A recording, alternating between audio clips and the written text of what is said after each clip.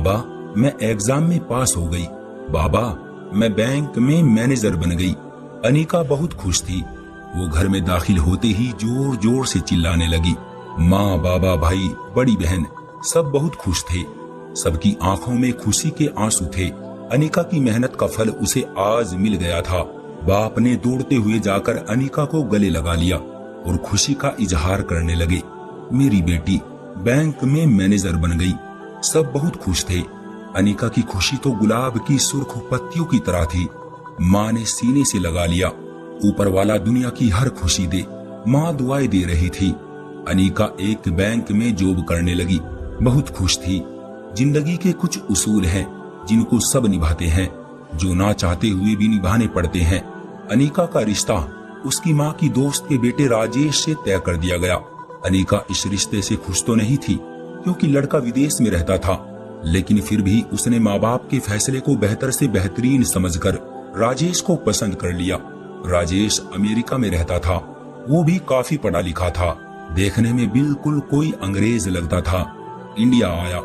दोनों फैमिलीज ने मिलकर सगाई की रस्म पूरी की, लेकिन शादी के लिए अनिका ने 2 साल का वक्त मांगा।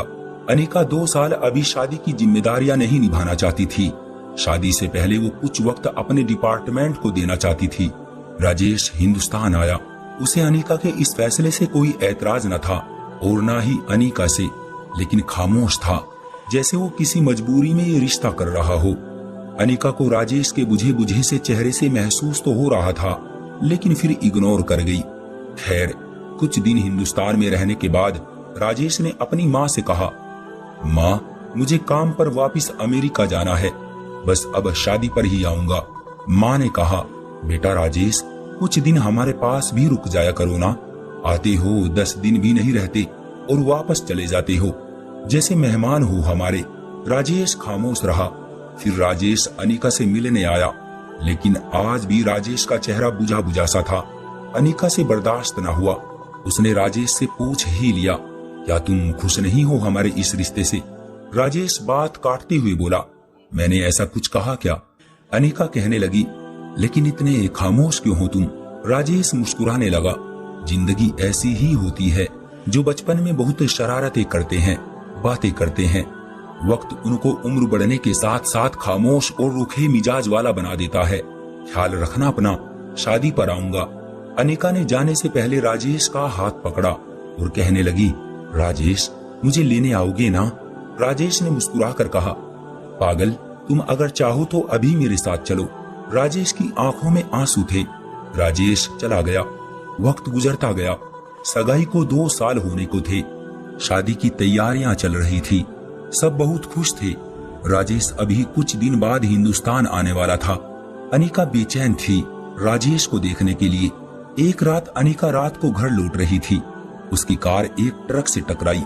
बहुत बड़ा एक्सीडेंट हुआ था। ट्रक वाला कुचल कर भाग गया। वो 2 घंटे सड़क पर पड़ी रही। लोगों को पता चला तो उसे अस्पताल ले गए। अनिका के दिमाग में गहरी चोट लगी थी। अनिका के घर बताया गया। सब आ गए। सब रो रहे थे, दुआएं मांग रहे थे। ये क्या हो गया? अनिका कुछ दिन बाद दुल्हन बनने वाली थी, लेकिन आज हॉस्पिटल में दुनिया से बेखबर पड़ी हुई है। लबों पर दुआएं थी, आंखों में आंसू थे। राजेश भी आ चुका था। डॉक्टर ने बताया, बात सीधी सी है, ऑपरेशन के दौरान या तो उसकी जान जा सकती है या याददाश्त। सब रो रहे थे। अनिका बेबस पड़ी हुई थी। ऑपरेशन किया गया। सब कुछ बदल गया। सब कुछ वीरान हो गया। दुनिया अंधेरे में बदल गई।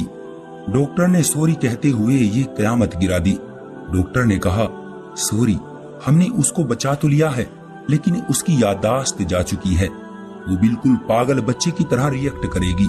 राजेश खामोश खड़ा था, जैसे उसको कोई फर्क ही नहीं पड़ा हो। सब रो रहे थे। अनिका को 2 दिन बाद होश आया। वो बिल्कुल बदल चुकी थी। राजेश सामने खड़ा था। वो खामोश सब कुछ देख रही थी। राजेश वापस घर चला गया। माँ ने कहा, बेटा अनिका को छोड़ दो और वापस अपने काम पर अमेरिका चले जाओ। राजेश ने अपनी माँ की तरफ देखा और मुस्कुराने लगा।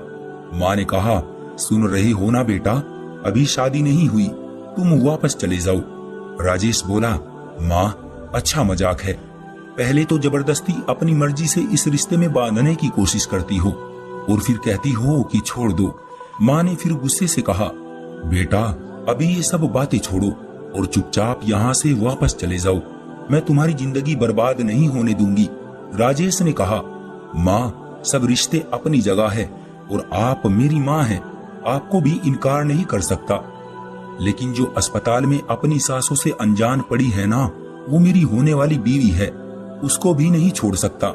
मैं तुमको ऐसा नहीं करने दूंगी। माँ अनिका ठीक थी तो आप उसको चूमती थी और आज वो बेहाल है तो उसको दुत्कार रही हो। इतना कहकर राजेश वहां से चला गया। राजेश अनिका के घर गया। सब खामोश बैठे थे। राजेश अनिका के पास गया, आवाज दी, अनिका। अनिका डरते हुए बोली, गंदे हैं सब, मुझे इतनी कड़वी कड़वी चीजें खिलाते हैं। राजेश की आंखों में आंसू आ गए, सब रोने लग गए। राजेश ने मुस्कुराते हुए कहा, छोड़ो इन गंदे लोगों को और मेरे साथ चलो, मैं तुमको तुम्हारी पसंद की चीजें ला कर दूंगा। राजेश ने सबसे कहा, मैं अनिका को अपने साथ ले जाऊंगा। पहले सबने इनकार कर दिया, लेकिन फिर राजेश की जिद के आगे सब मान गए। राजेश अनिका को अपने साथ ले गया। जहां वो काम करता था वहां डॉक्टर से मशवरा किया, चेकअप करवाया। अनिका को हर दिन एक इंजेक्शन लगता था। एक दिन अनिका सो रही थी। लग ही नहीं रहा था कि अनिका पागल हो चुकी है। ऐसा लग रहा था कि अभी उठेगी और आवाज देगी राजेश को। राजेश पास जाकर बैठ गया, अनिका के सर पर हाथ रखा और माथा चूमा। अनिका ठीक हो जाओगी तुम। अनिका की आंख खुल गई। उठते ही कहने लगी, तुम कहाँ चले जाते हो, मुझे इतना डर लगता है। वो अंकल है ना, वो सफेद कपड़ों वाले लोग, उन्होंने मुझे इतनी जोर से इंजेक्शन लगाया था। राजेश ने कहा, जाओ पागल, छोटे से इंजेक्शन से डर गई तुम। अनिका ने मुंह बनाते हुए कहा, अच्छा तो तुम लगवाना अब की बार, जब वो आएंगे तो तुम लगवाना। राजेश ने मुस्कुराते हुए कहा, ठीक है मैं लगवा लूंगा, चलो अब खाना खा लो थोड़ा सा। अनिका ने कहा, मैंने नहीं खाना इतना गंदा खाना। राजेश ने प्यार से पूछा, तो फिर क्या खाना है? अनिका खुश होकर कहने लगी, मुझे ना वो वाला जो उस दिन जहाज में खिलाया था, मिर्ची वाला खाना, वो खिलाओ ना। राजेश ने मुस्कुराते हुए कहा, अरे वो तो जहाज में मिलता है ना। अनिका मुंह बनाकर बैठ गई, लेकिन खैर किसी तरह राजेश ने उसे बातों में लगाकर खाना खिला ही दिया। राजेश अनिका का बहुत ख्याल रखता था। सब समझते थे कि राजेश एक दिन अनिका को छोड़ देगा, लेकिन राजेश अनिका को खुद खाना खिलाता, उसके बाल बनाता, उसको संवारता था, उसको कभी तन्हा नहीं छोड़ता, उसके सर में खुद ऑयल लगाता था। एक दिन राजेश ऑफिस से हॉस्पिटल आया तो अनिका रो रही थी। नर्स इंजेक्शन लगा रही थी। उसने पूछा, अरे क्या हुआ मेरी अनिका को? अनिका ने मुंह पर हाथ रखते हुए कहा, तुम भी गंदे हो, मुझे नहीं करनी तुमसे बात। राजेश ने कहा, अरे हुआ क्या है? अनिका ने रोते हुए कहा, मुझे दर्द होता है, मुझसे नहीं लगवाया जाता इंजेक्शन। राजेश ने कहा, अरे बस इतनी सी बात। राजेश ने एक खाली सिरिंज ली और अपने बाजू पर लगा दी। राजेश मुस्कुराते हुए कहने लगा, ये देखो कोई दर्द हुआ मुझे, तुम छोटी सी सुई से डरती हो। अनिका रोने लगी, नहीं मुझे दर्द होता है। राजेश ने अनिका को अपने सीने से लगा लिया। राजेश आसमान की तरफ देखकर दिल में कहने लगा, मैं जानता हूँ तुम बहुत तकलीफ में हो, मैं क्या करूँ अनिका, मैं क्या करूँ, नहीं देख सकता तुमको इस हालत में, मैं बहुत बेबस हूँ। अनिका को आदत बन चुकी थी। अनिका राजेश की गोद में सर रखकर सोया करती थी।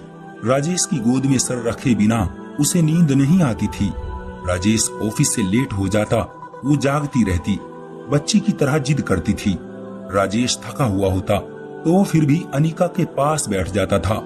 अनिका राजेश की गोद में सर रखती और सो जाती।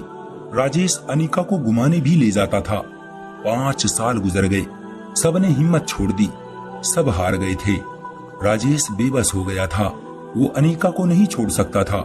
सबने कहा, इंडिया भेज दो अनिका को, यहाँ इलाज करवा देंगे। लेकिन राजेश एक पल भी अनिका से दूर नहीं रह सकता था। उसने अनिका का हाथ पकड़ा और चूमते हुए कहने लगा, मेरा जीना मेरा मरना अब अनिका के ही साथ है, वो जैसी भी है मेरी है। एक दिन अनिका को किसी बात पर गुस्सा था। उसने घर में पड़े सब शीशे के बर्तन तोड़ दिए, बहुत नुकसान किया था। राजेश घर आया, देखा अनिका के दोनों हाथ जख्मी थे।